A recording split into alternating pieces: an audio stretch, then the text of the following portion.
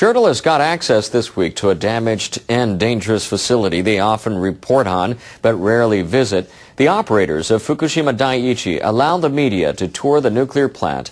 A team from NHK went inside. Tokyo Electric Power Company officials have restricted access to Fukushima Daiichi since the 2011 earthquake and tsunami crippled the facility. 4 reactors were damaged. 3 of them suffered meltdowns. The plant is far from stable and radiation levels are still high.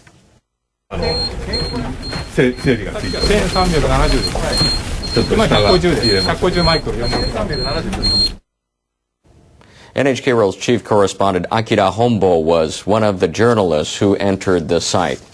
Akira, you weren't wearing a protective suit. Weren't they necessary? The site has been cleaned up to keep the contaminated particles in the air to a minimum. We wore masks, gloves, and shoe coverings as a safety precaution. We entered through the main gate and visited the control center. The radiation level climbed from 3.5 microsievert per hour to 30. The highest reading was on the ocean side of the building. That houses the number 3 reactor. It was over 1,300. Radiation levels remain high. We only stayed there for an hour. By comparison, for example, the background radiation level in New York is between 0.05 and 0.25. So it's quite high. Now, ultimately, the utility will have to dismantle the reactors. What kind of work is going on now at the plant? At this point, the most important task remains to cool down the melted fuel inside the damaged units. The fuel could be as hot as a 1 megawatt heater. It's similar to heat emitted by 1,000 electric stoves in a small space. If these units aren't kept consistently cool, another meltdown could happen. Spent fuel rods are also stored in all the reactor buildings. The other important task is to remove them. And this fuel also produces heat, so it has to be kept cool in a pool filled with water. Spent fuel must be cooled until it becomes stable. Work had already started at the number 4 unit. It houses the largest amount of spent fuel, and it's the easiest area for workers to access, since this reactor didn't melt down. TEPCO plans to start the removal process in November. Once the spent fuel is removed, it will be transferred to a fuel pool built above ground. But the pool is not big enough to store all the spent fuel. So TEPCO plans to build a new facility that relies on helium instead of water as a coolant. How long is it going to take to remove the fuel and dismantle the reactors? TEPCO aims to remove all the spent fuel by 2021. The next step is to remove melted fuel from the reactors. They plan to finish that by 2036. The entire procedure will take until 2051. That is 40 years after the accident. What are the major obstacles? Let me highlight the 3 major issues that must be addressed. The first is to develop robots that can operate under high levels of radiation. The second is to make sure there are enough workers with sufficient skills to complete the job. The third is to dispose of the radioactive materials, including contaminated water, debris, and fuel. Beyond that, I think it's also important to consider the decommissioning process as a valuable experience. We must share what we learn from this process with the international community. It's going to be a long journey. We need to keep a close eye on the work to make sure the right steps are taken and that information is shared. I'll keep you updated. All of the work that had been done with robots to try and sort out Chernobyl showed that it's impossible to use robots, because the problem is that the electronic systems that robots work on cannot sustain, they cannot function when the radiation fields get too high, because when radiation impinges on a substance, on any material, what it does is it creates electrons. That's why it's called ionizing radiation. It's absorbed by the material, and it ionizes the material, which means that it kicks electrons out of the material. Now the problem is that robots work on electrons. Your computer works on electrons. All of these chips, all the electronic chips that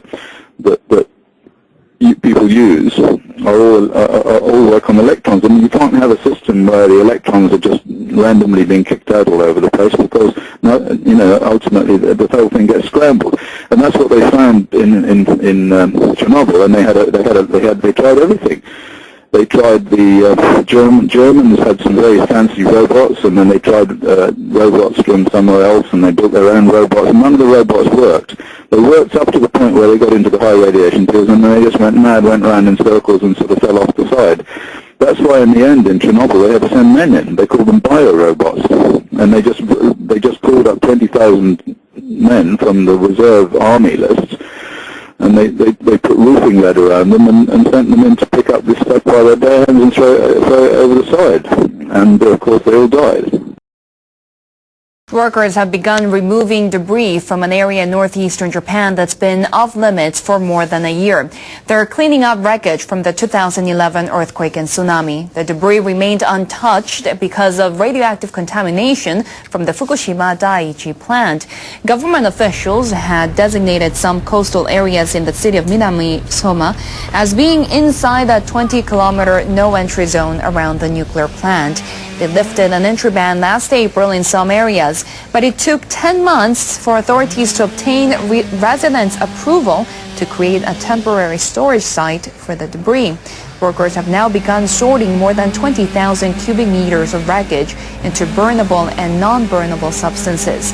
Crews will take the burnable debris to the temporary storage site where it will be incinerated. I'm really glad that they are finally starting to clear the debris. I think it's a first step. I've received a lot of requests to get rid of the debris as quickly as possible. We will work hard to remove all the debris as soon as possible. Environment Ministry officials say they hope to complete the cleanup in other areas in Minami-Soma by March next year. The Fukushima catastrophe is probably the worst nuclear disaster in human history. It's certainly worse than Chernobyl.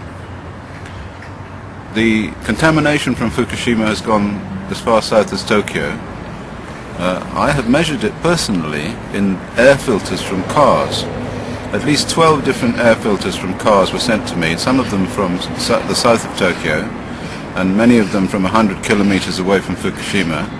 And they contain very large amounts of radioactivity in them, high levels of cesium-134 and cesium-137. So we can conclude without any doubt that that area, up to 200 kilometers, maybe more, away from the catastrophe site, has been seriously contaminated with radionuclides. But that leads us to another problem, because what's happening now, as I'm told, is that the Japanese government are trucking radioactive material from the Fukushima disaster area, where it's contaminated, all over Japan. And even as far south as the south of Japan, we're now getting reports of radioactive material being taken all the way to the south of Japan to be burned. Now, what possible reason could there be for burning it as far away as that? I'll tell you the reason. It's really quite sinister and horrifying. The reason is this, that eventually when these children start to die from leukemia, from other cancers, from heart disease, from whatever, their parents are going to want to go into court. They're going to want to sue the Japanese government, and they're going to want to have to say, in order to do that, these children were contaminated, and that's why they've got high levels of cancer. But of course, the only way that they can say that they've got high levels of cancer is to have a control group in an area that's not contaminated. for example, the south of Japan. So I believe that the project to take this material and burn it all over Japan is to destroy all of Japan, is to increase the cancer rate in the whole of Japan so that there will be no control group to which you can compare these children in the Fukushima area. Live, this is One for the Record. I'm Diana, and today is February 3rd, 2013. And here are your updates for today. It's Sunday evening. And here we go. The Watchers watching the world. Dust off West Africa coast from Western Sahara to Guinea-Bissau, B-I-S-S-A-U, and over Niger, Chad, and Nigeria. Palawa volcano, Indonesia, major explosion with ash plumes rising 13 kilometers. Aviation alert, level on red. Heads up. Full moon silhouettes. Moon rising over the Mount Victoria lookout in Wellington, New Zealand. Alright, that's what's going on with the Watchers watching the world. Alright, moving on.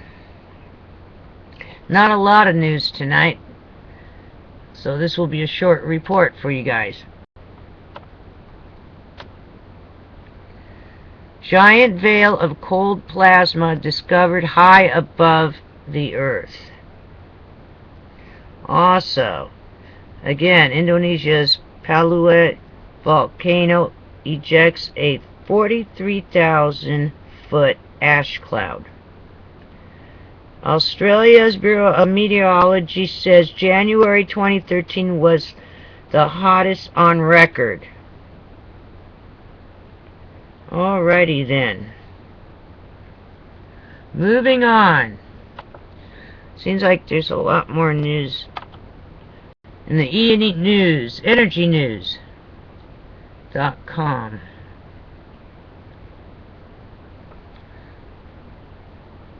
French nuclear experts decorium-pierced steel liners of Fukushima reactors. How deep did it erode concrete? Also today, video. If TV tried to show situations in Fukushima, it may confuse everything in Japan. It would be difficult. Also, new Fukushima documentary. We've been deceived.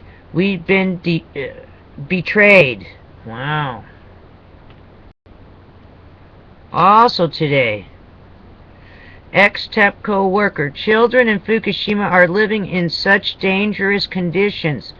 Clothes are contaminated, even more radioactive after 5 washes. Wow.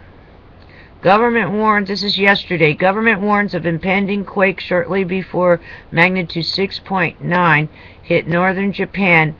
Make yourself safe, turn off the gas.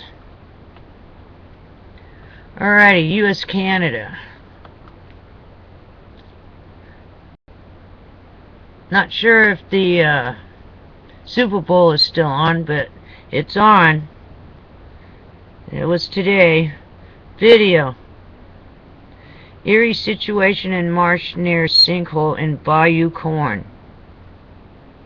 Oh, that was yesterday. Sorry about that. Alright, that's all the news from right now out of the U.S., Canada. They're all probably watching the Super Bowl. Alrighty then.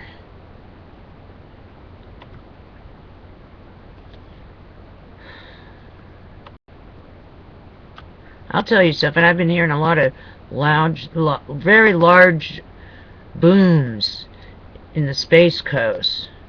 Yes, Space Coast, Florida. I don't know what it is. Maybe it's fireworks, but it's been awfully loud. So you're hearing it first over here. Alrighty then.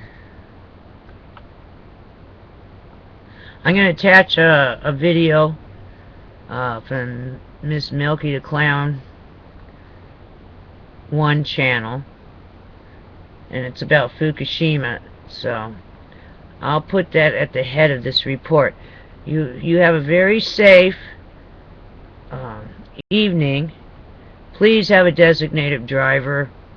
Please have your ID ready in case there's checkpoints or something after the Super Bowl. If you're trying to drive across town, if you're at a friend's house and you're wasted, don't leave and sleep it off. Alrighty then, be safe. And don't let your friends drive home if they've been drinking a lot. If just a little bit. I think if you get pulled over, you're going to be over the limit. So you're best to stay in place. And if you don't, or if you're a designated driver, make sure you have your ID, your insurance, and your license ready to go. And if you're coming home from work, have nothing to do with the Super Bowl, I suggest you wear your uniform. Like if you work at like a 7-Eleven or a supermarket or whatever, and you have a uniform on, have everything ready, but keep your uniform on. That way they know you're coming from work and not some Super Bowl party. Alright, take care. Everyone be safe. And I'll see you tomorrow on the flip side. It's the beginning of the week again. Alrighty then, and we'll keep counting it down. Take care. 2 days down for the weekend, and we'll see you tomorrow. Be safe.